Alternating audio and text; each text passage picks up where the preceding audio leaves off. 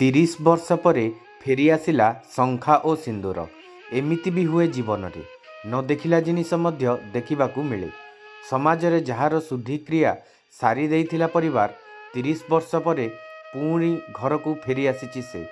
ଦିନେ ପେଟପାଟଣା ପାଇଁ ଘରୁ ଗୋଡ଼ କାଢ଼ି କଲିକତା ଦାଦନ ଖଟିବା ପାଇଁ ଯାଇଥିଲେ, କିନ୍ତୁ ସେଠି ବନ୍ଧକ ହୋଇ ଆଉ ଫେରି ନଥିଲେ। ଦୀର୍ଘ 30 ବର୍ଷ ପରେ ପୁଣି ଲୋକଙ୍କ ସାହାଯ୍ୟ ଓ ମନରେ ପରିବାରକୁ ପୁଣି ଫେରି ପାଇବାର ଆଶା ଫେରାଇ ଆଣିଛି ନିଜ ଗାଁକୁ। ବର୍ତ୍ତମାନ ସବୁ କାମ କରିଦେଇଛନ୍ତି ଆଉ କାମ କରିଦେଇଥିଲେ ରେପୁନୁ ସେଆଡ଼େ ମଙ୍ଗଲି ଆଡ଼େ ଭାଗି ଆସିଲା ଘରକୁ। ଆମେ ରବି ସତେ ସେ କୋଲକାତା ଗଲୁ କମ୍ପାନୀରେ କାମ କରୁଥିଲୁ। ଏପରି ଏକ ଘଟଣା ଦେଖିବାକୁ ମିଳିଛି ନୂଆପଡ଼ା ଜିଲ୍ଲା ସଦର ବ୍ଲକ ଭାନପୁର ଗାଁର ସବରପଡ଼ାରେ। ଏଠାରେ ରହୁଥିବା ଅଦମ ସବର 1995 ମସିହାରେ କଲିକତାର ଆସନସୋଲକୁ ଦାଦନ ଖଟିବା ପାଇଁ ଯାଇଥିଲେ, କିନ୍ତୁ ସମ୍ପୃକ୍ତ ସେଠାକାର ମାଲିକ ତାଙ୍କୁ କେବଳ ଖାଇବା ପାଇଁ ଓ ରହିବା ପାଇଁ ଦେଉଥିଲା ଓ ବନ୍ଧକ ରଖି ଆଉ ଘରକୁ ଫେରିବା ପାଇଁ ଦେଲା ନାହିଁ। ସରଳ ନିରୀହ ଥିବାରୁ ଅଦମ ମଧ୍ୟ ନିଜ ଗାଁକୁ ଆସିବା ପାଇଁ ଆଉ ସାହସ କଲେ ନାହିଁ, କିନ୍ତୁ ଦୀର୍ଘ 30 ବର୍ଷ ପରେ ସାହସ ଜୋଟାଇ କିଛି ଲୋକଙ୍କ ସାହାଯ୍ୟରେ ଫେରି ଆସିଲେ ନିଜ ଗାଁ ଭାନପୁରକୁ। ଖରିଆ ରୋଡ଼ ପର୍ଯ୍ୟନ୍ତ ଟ୍ରେନ୍ ଯୋଗେ, ସେଠାରୁ ବସ୍ରେ କୁଲିଆବନ୍ଧା ଏବଂ କୁଲିଆବନ୍ଧାରୁ ଚାଲି ଚାଲି ଭାନପୁରକୁ 30 ବର୍ଷ ପରେ ଫେରି ଆସିଥିଲେ ଅଦମ। ହାତରେ 4ଟି ଟ୍ରେନ୍ ଟିକେଟ୍ ରଖି ନିଜ ଗାଁକୁ ଫେରି ଆସିଥିଲେ ସେ। ଫେରି ଆସି ନିଜ ପରିବାରକୁ ପାଖରେ ପାଇ ବହୁତ ଖୁସି ହେଲେ ଏବଂ ପରିବାର ଲୋକ ମଧ୍ୟ ଅଦମକୁ ଦେଖି ବହୁତ ଖୁସି ହେଲେ। ଆଜ୍ଞା, ମୋର ନାଁ ଗଣପତି, ମୋର ଦାଦାର ନାଁ ପ୍ରମାଣ, ଆଉ ମୋର ବାପାର ନାଁ ଅଦମ ସବର। ଆଉ ଏଇଟା ଛୁଆ ଥିଲୁ, ଟିକେ ନା ଟିକେ ଯେ ଥିଲା କମେଇକି ଯିବୁ ବୋଲି, ଯେଟା ଆମେ ତ ଭାବିନିଥି ଟିକେ ଆସବା ବୋଲି। ଏଇଟା କେନ୍ତା ଭଗବାନ ଆନି ଦେଲା ଆମକେ ଯେ ଏଇଟା ଆଜି ଆସିছে। ଏବେ ତ ଖୁସି ଲାଗୁছে ବାପା ଗୋଟେ ଆସିଲା ବୋଲି, ଗୋଟେ ଖୁଟା ବୋଲି ଆମର ଘରେ।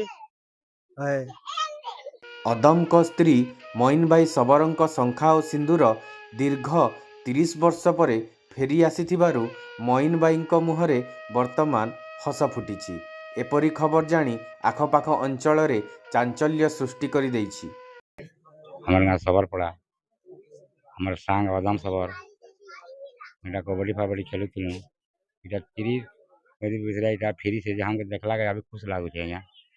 କାଣା ଦେଖଲୁ କେ ଖୁସ୍ ଲାଗୁছে ନା, ଏଇଟା ଭାଗିଥିଲା ହେତେ ଦିନ ମାନେ କମେଇ ଖୋଇ ଥିଲା ଯେ କାଣା ସୁବିଧା ହେଟାକେ ତ ନେଇ ଜାଣୁ ବୋଲ ତ ଆବେ ଆମକେ ଆବେ 30 ବରଷ ବି ମାଙ୍ଗ ବହୁତ ଦିନର କଥା ହୋ। ଆମେ ବି ଆଶା ନି କରୁଛେ ନେ ବୋଲ ଆମ ସାଥୀ ମାନେ अब देखलू जे अभी हमके भी आशा लागला, खुश लागला। ମୋ ନାଁ ବୁଧରାମ ସବର, ଗାଁର ମୁଇଁ ୱାର୍ଡ଼ ମେମ୍ବର। ଆଉ ଆମ ଜିପିର ଭାନପୁର ଜିପିର ନ୍ୟାସନାଲ ମଧ୍ୟ ପ୍ରମାଣ ସବର ତାର ବାପା 94 କି 95 ମସିହା ଭିତରେ ସେମାନେ ଆଉଟସାଇଡ୍ ବାହାରି ଗଲେ ବୁଝିଲେ କି ନାହିଁ। ଆଉଟସାଇଡ୍ ବାହାରି ଗଲେ, ସେ ଆଉ ଦେଖା ଗଲେ ମାନେ ଖୋଜା ଖୋଜି କଲେ, ବିଲକୁଲ ନି ପିଆଲେ। ଲାଷ୍ଟ ବିଲକୁଲ ନି ପିଆଲେ ଯେ ତାକେ ମାନେ ସନ୍ଦେହଟେ ହେଲା ବିଲକୁଲ ମରି ମୁରା ଯାଇଥିବା କାଣା ଗୋଟେ ଭାବେ। ଏବେ ତାକେ ଖୋଜି ଖୋଜି ତାପରେ 30-32 ବର୍ଷ ହେଇଗଲା ତାକେ। ସେଇ ହିସାବରେ ତାକେ ଭାବିଲେ ଯେ 30-32 ବର୍ଷ ତ ହେଇଗଲା ନା, ବିଲକୁଲ ତ ସେ ଲୋକ ନି ଆସବାର୍, ଆଉ କାଣା କରାଯିବା। ତାକେ ନି ସେ କେନା ମାନେ କାଣା ଗାୟବ କି କାଣା ହେଇଯାଇଥିବା, କିଛି ହେଇଯିବା, ମରି ହଜିଗଲା କାଣା ବୋଲେ 30-32 ବର୍ଷ ପର୍ଯ୍ୟନ୍ତ ନି ଆସିଲେ ତ ଅଲଗା ଭାବୁ ଡାଉଟ୍ କରବୁ ଆମେ। ଅଚାନକ ଯେ 30-32 ବର୍ଷ ଯେତେବେଳେ ଗୋଟେ ମାନେ ଆଉଟସାଇଡ୍ ପଳେଇ ଯାଇଥିଲା, ଅଚାନକ ପଳେଇ ଆସିଲା। ଆମର ଗାଁ ଲୋକ ମାନେ ଦେଖିଲେ ଯେ ବହୁତ ଖୁସି ହେଇଗଲେ। ଏତିକି ବର୍ଷ କେନ୍ତା ପଳେଇ ଆସିଲା ବୋଲିକିରି ଆମର ଗାଁରେ ବହୁତ ଖୁସି ହେଲେ। ତାକେ ଆସିଲା ଆମେ ତାକେ ସ୍ୱାଗତ କଲୁ, ତାକେ ସମ୍ବର୍ଦ୍ଧନା ଜଣାଲୁ, ବହୁତ ଖୁସି ବୋଲିକି ଆମର ଗାଁରେ ବି ସମସ୍ତେ ଖୁସି ହେଲେ।